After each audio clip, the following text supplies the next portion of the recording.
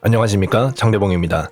투자 시장에서 차트들을 자세히 쭉 보다 보면 어느 한쪽 방향으로 계속해서 진행되는 흐름, 다시 말해 추세가 터진 흐름보다는 일정 구간에서 올렸다 내렸다를 반복하는 횡보의 흐름이 상대적으로 더 많다는 걸 알 수 있는데요. 그 횡보적인 움직임 안에서도 작은 단위의 상승 또는 하락 추세가 존재합니다.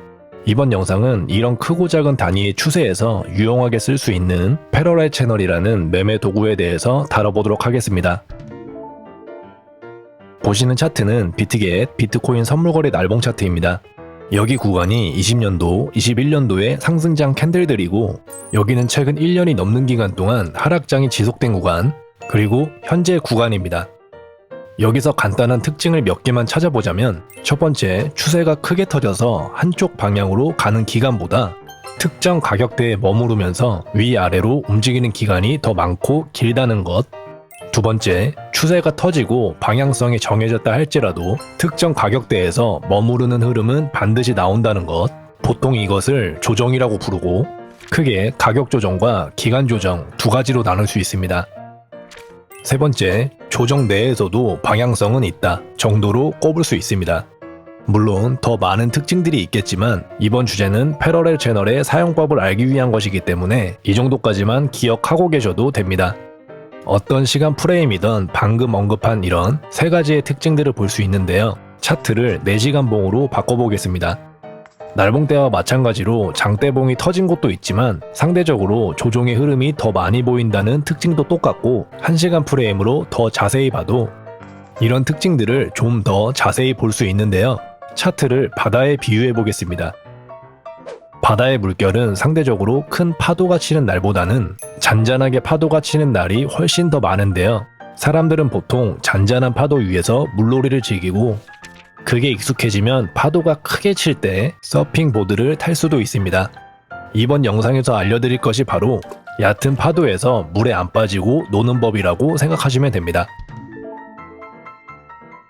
차트에서 왼쪽을 보시면 차트의 작도를 할 수 있는 여러 가지 도구들을 보실 수 있습니다. 그 중에서 이런 모양 아이콘 바로 옆에 화살표를 누르시면 직선을 그릴 수 있는 도구 목록들이 나오고, 아래쪽에 보시면 패러렐 채널이라는 도구가 이번 영상에서 사용할 작도 툴입니다. 이걸 클릭해 주시고 차트에서 캔들이 어느 정도 머물렀던 구간을 찾아서 채널을 그려보겠습니다. 채널을 더블 클릭하시면 채널의 색깔을 수정할 수 있으니까 본인이 보기 편한 색으로 수정해서 사용하시면 됩니다. 참고로 저는 채널의 방향이 위쪽일 땐 상하단선을 초록색으로 설정하고, 배경색은 안 보이게 중앙선은 노란색으로 잘 보이게 설정합니다. 그리고 이 두 개는 채널의 오른쪽, 왼쪽 선을 길게 만드는 설정입니다. 체크를 해제하면 연장선이 사라지는데요. 이 연장선은 매매할 때 필요하니까 체크하시고 설정 완료 눌러주시면 됩니다. 자, 이 구간을 예시로 채널을 어떻게 찍어야 하는지부터 설명드리겠습니다. 하나의 큰 움직임 이후에 캔들이 더 이상 안 내려가고 횡보 흐름으로 진행되면서 차트가 여기까지 나왔다고 가정했을 때, 캔들의 첫 번째 꼬리 저점, 그 다음 이어지는 캔들 꼬리 저점을 한 번씩 클릭해 줍니다. 그 상태로 마우스를 위로 올려서 반대 방향 캔들 꼬리 끝점까지 클릭하면 자동차 도로같이 생긴 선이 만들어집니다. 이후에 흐름이 진행되면서 캔들이 좀 더 만들어지면 만들어진 캔들에 맞게 채널을 수정해 주시면 됩니다. 이게 바로 채널을 찍는 방식인데요. 채널의 상단선과 하단선, 그리고 채널 중앙에서는 각각 지지와 저항의 역할을 합니다.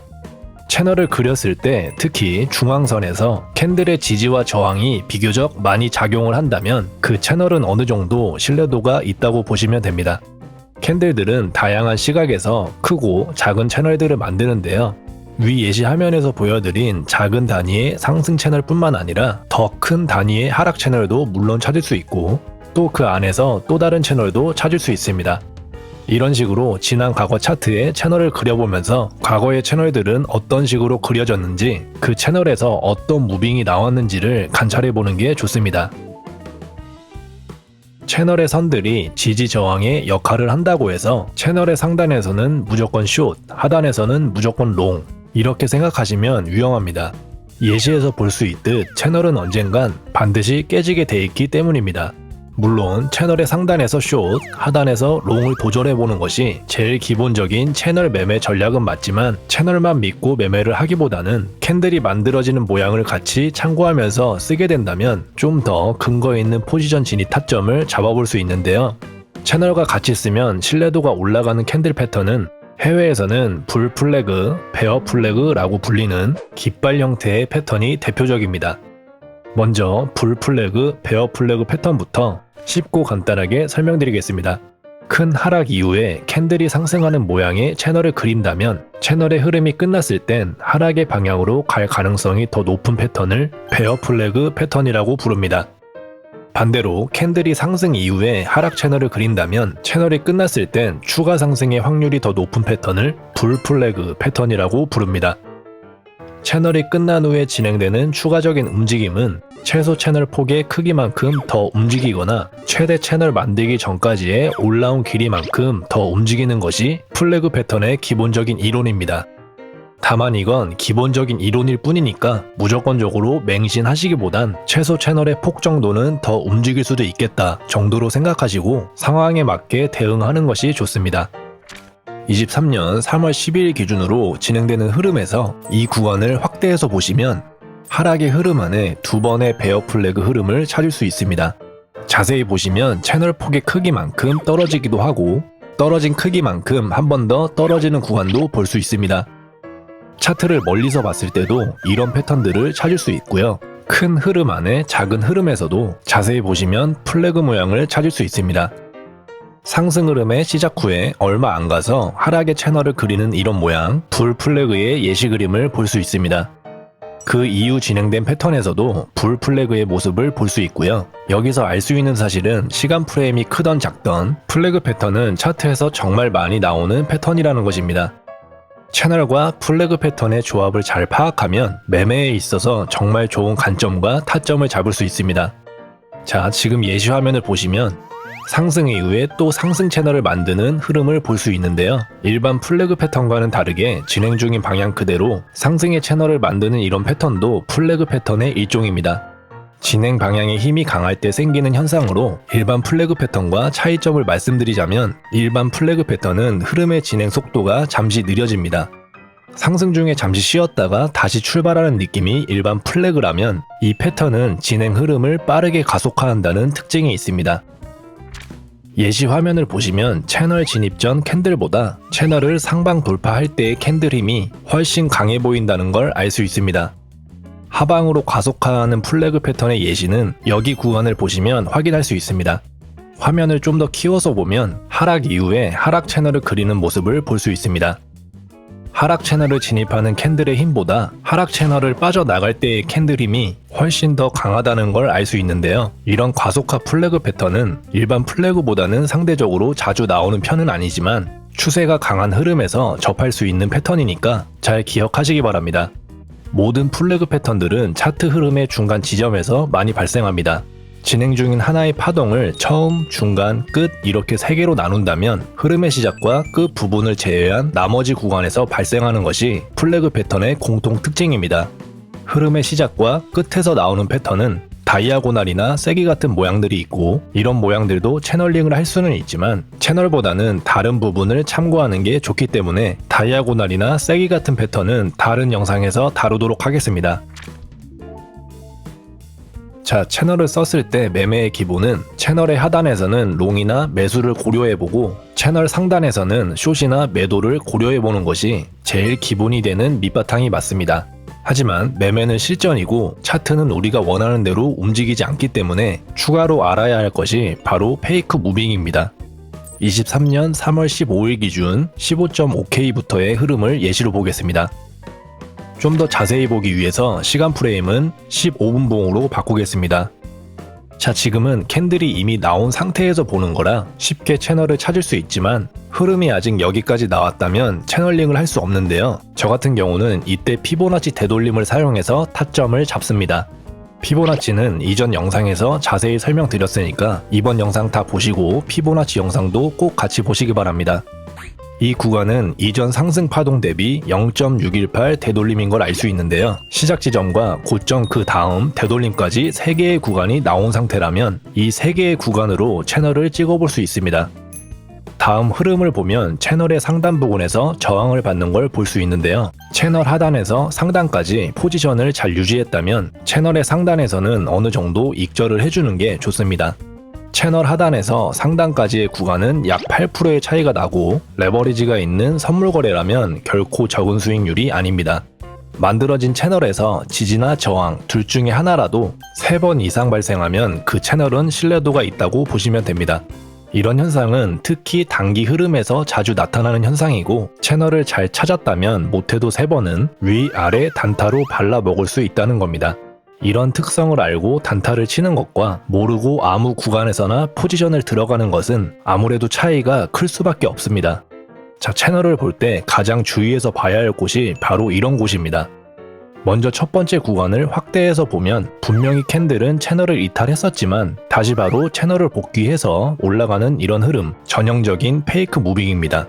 그래서 채널을 하방 이탈한다고 해서 무조건 숏을 보고 상방 돌파한다고 무조건 롱을 보는 식의 대응은 위험합니다. 이런 경우 최소 1시간봉 캔들의 몸통이 어디서 마감했는지를 보는 게 첫 번째입니다. 캔들의 몸통 반 이상이 채널을 이탈했다면 채널의 재진입을 대비하고 스탑로스를 채널로 잡는 것이 좋습니다. 캔들이 채널을 이탈하고 다시 재진입을 한다는 것은 기존에 만들었던 채널을 좀 더 유지하는 흐름으로 갈 수 있다고 생각하는 것이 좋습니다. 쉽게 말해서 채널 이탈에 숏 포지션을 들어갔다면 페이크 무빙을 대비해서 채널 재진입 시에 숏 손절 또는 익숙해지면 롱으로 빠르게 포지션을 바꿔서 대응해 볼 수도 있습니다. 문제는 그 다음 구간인데요. 자, 이 구간은 15분봉 기준으로 강하게 채널을 이탈했습니다. 캔들 몸통 절반 이상이 확실히 채널을 이탈해서 마감을 했고 1시간봉 프레임을 보고 4시간봉 프레임으로 봐도 확실히 캔들 몸통이 이탈했습니다. 이런 경우는 높은 확률로 채널의 이탈 구간을 다시 확인하러 가는 리테스트라는 무빙이 나오기 마련입니다. 보통은 이 리테스트 때 캔들이 원래 가려던 방향으로 포지션을 잡는 게 제일 기본적인 대응법입니다. 예시화면은 채널의 하단을 깼으니 채널 하단 리테스트 때 숏 포지션을 고려하는 게 일반적입니다. 그런데 예시화면은 다시 시간봉 몸통으로 채널을 재진입했기 때문에 이거 역시도 페이크 무빙으로 생각하고 대응해야 합니다. 시간봉 몸통으로 채널을 재진입했으니 채널의 유효기간이 아직 남았다고 생각할 수도 있고 재진입 후에 채널의 상단을 다시 도전하는 걸 확인할 수 있습니다. 피보나치를 몰라서 타점을 놓쳤더라도 채널만 잘 찾을 수 있다면 충분히 근거 있는 타점으로 단타 진입할 수 있습니다. 채널 상단에서 숏을 잡고 중앙선에서 빠르게 익절한다고 해도 현물 기준 2%의 수익이고 레버리지가 있는 선물 거래라면 10배만 해도 20%니까 절대 적은 수익률이 아닙니다. 다시 채널 하단에서 롱 포지션을 잡고 중앙 라인까지 갖고 간다면 현물 기준으로만 4%, 채널 페이크 무빙만 잘 대처한다면 좋은 단타 관점으로 쓸 수 있는 것이 채널 매매입니다. 자, 채널을 이탈하고 나서 흐름이 진행 중이라면 새로운 채널을 찾기 전에 어느 정도의 지지 저항을 알 수 있는 방법이 있습니다. 기존에 있던 채널을 복사 붙여넣기 해서 똑같은 채널을 기존에 있던 채널 바로 밑에다가 붙여주시면 됩니다. 기존의 채널을 재활용하는 건데 이 방법은 캔들이 새로운 채널을 만들기 전까지 어느 정도 지지 저항을 받을 만한 구간을 유추해 볼 수 있습니다. 재활용 채널을 이탈했다면 같은 방식으로 채널을 복사해서 이탈한 구간과 겹치게 채널을 또 재활용해 주시면 됩니다. 재활용한 채널의 하단선을 이탈 없이 지지받고 현재는 20K를 돌파한 상승의 흐름으로 진행 중인데요. 캔들이 상승을 하고 나서 맨 처음 채널까지 다시 돌파한 후에도 맨 처음 채널 중앙 라인에 지지를 받는 모습을 볼 때 기존 채널의 유효기간이 끝이 났더라도 나중에라도 캔들이 다시 그 채널로 복귀하면 어느 정도는 영향을 받을 수 있다고 생각하시면 됩니다. 큰 흐름에서도 채널을 이런 식으로 응용할 수 있습니다. 69K부터 48K 고점을 기준으로 채널을 만들어 보면 큰 흐름의 채널 형태가 나옵니다. 하락 채널의 상단을 빠져나가는 흐름이 나왔으니까 기존의 채널을 복사해서 옆으로 붙여보겠습니다. 재활용된 하락 채널의 상단을 뚫은 후에 채널 상단 리테스트를 받고 반등을 친 모습을 볼 수 있습니다. 여기서도 채널을 복사하고 옆으로 붙여서 다음에 저항을 받을 만한 곳은 어딘지도 어느 정도 짐작해 볼 수 있습니다. 채널을 얼마나 재활용할 건지는 본인이 직접 써보고 본인만의 기준을 내는 것이 좋습니다. 참고로 저는 기존 채널을 제외하고 2번 정도 재활용을 하면 적절하다고 생각합니다. 패러렐 채널은 매매에 있어서 정말 유용하고 여기저기서 많이 쓰이는 작도법입니다. 하지만 이것도 일종의 관점을 짜기 위한 도구 중의 하나일 뿐이라서 채널만 쓰고 매매하기보단 이전에 장대봉 채널에서 다룬 여러가지 내용들을 종합해서 보시고 매매에 적용시켜서 사용하시길 권장드립니다. 영상이 도움이 되셨다면 구독, 좋아요 꼭 눌러주시고요. 선물거래 관심이 있으시다면 장대봉 평생 최대치 할인 링크로 최고의 혜택 받으시면서 선물거래 하시기 바라겠습니다. 그럼 저는 다음 영상에서 찾아뵙겠습니다. 감사합니다.